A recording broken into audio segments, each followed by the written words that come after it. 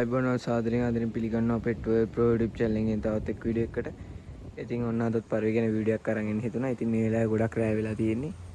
ඉතින් මම අලුත් ට්‍රික් එකක් හොයාගත්තා පරිවියන් සම්බන්ධයෙන්. ඉතින් සාමාන්‍ය වල පරිවි වල ගොඩක් වෙලාවට පරිවින්ට මේ වල සාමාන්‍ය පරිවි අරින්නේ දවල්ට සාමාන්‍යයෙන් පරිවි.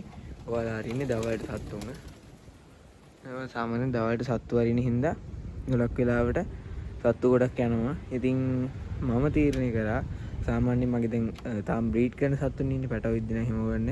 සාමාන්‍ය බ්‍රීඩ් කරන සත්තු ඉන්නකොට මෙන්න මේ වගේ වෙලාවට සත්තු අරින්න. ඉතින් වල පිනේ සතා ඉන්නවා එළියේ.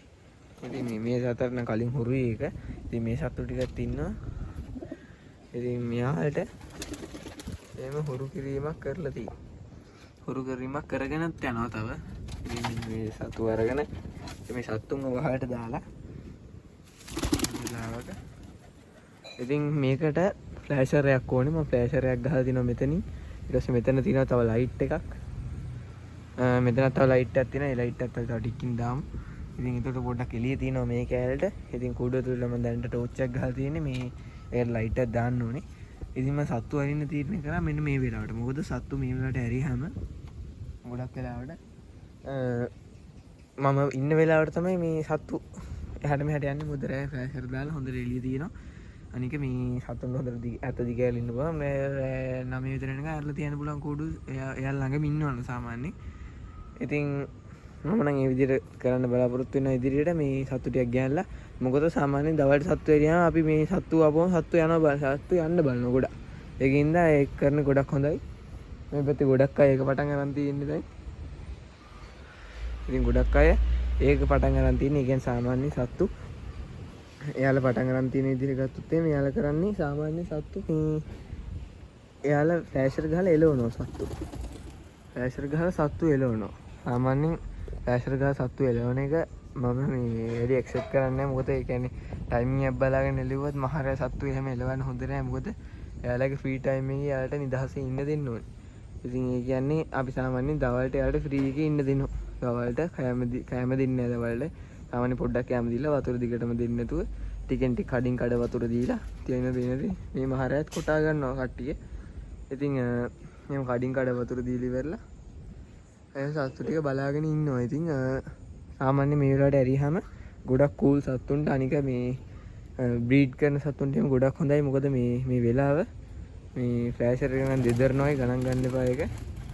මේ එහෙම තමයි පොඩි ෆ්ලෑෂර් එකේ අවුලක් තියෙනවා.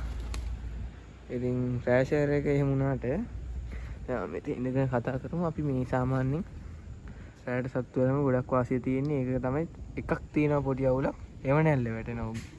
එයා මුං සත්තු බය වෙනවා. මොකද හුරු නැහැ. සාමාන්‍යයෙන් හුරු වුණාම නම් අවුල නැහැ. හුරු වෙන්නේ නැතුව තිබ්බහම පොඩ්ඩක් එයාලා බය වෙනවා වගේ වෙනවා. ඉතින් දැන්ට නම් එහෙම අවුලක් නැහැ. හොඳට ඉන්නවා. සත්තු දෙන්නම් බැස්සා බිමට. ආයෙ උන් ඉන්න මේ කූඩුව ඇතුලේ ලයිට් එක දාලා තියෙන්නේ. පේන්නේ නැති සත්තු දෙන්න ඉන්නවා මෙතන.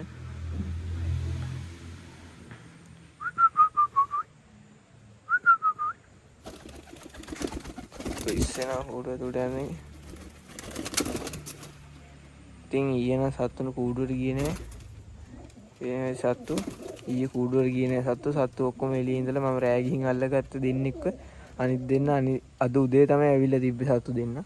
ඉතින් අද උදේ ඇවිල්ලා ඉවරලා අම්මා අල්ලලා කූඩුවට දාලා තිබ්බා. ඉතින් වෙන සත්තු ටික සත්තු 4 දෙනාම ඉන්නවා. පේන්නේ නැති. ඉතින් මේක ගොඩක් සාර්ථක ක්‍රමයක් කියලා මම හිතනවා. මම ඉදිරියට වලට වීඩියෝස් ගේන්නම් මේක ගැන. ඉතින් අපි බලාපොරොත්තු වෙනවා ඉදිරියට පරි ටිකක් මේ ට්‍රේනින් කරන්න රෑ වෙලා. මොකද ෆ්ලෑෂර් ගහලා තියෙන්නේ. තව ෆ්ලෑෂර් එකක් තියෙනවා.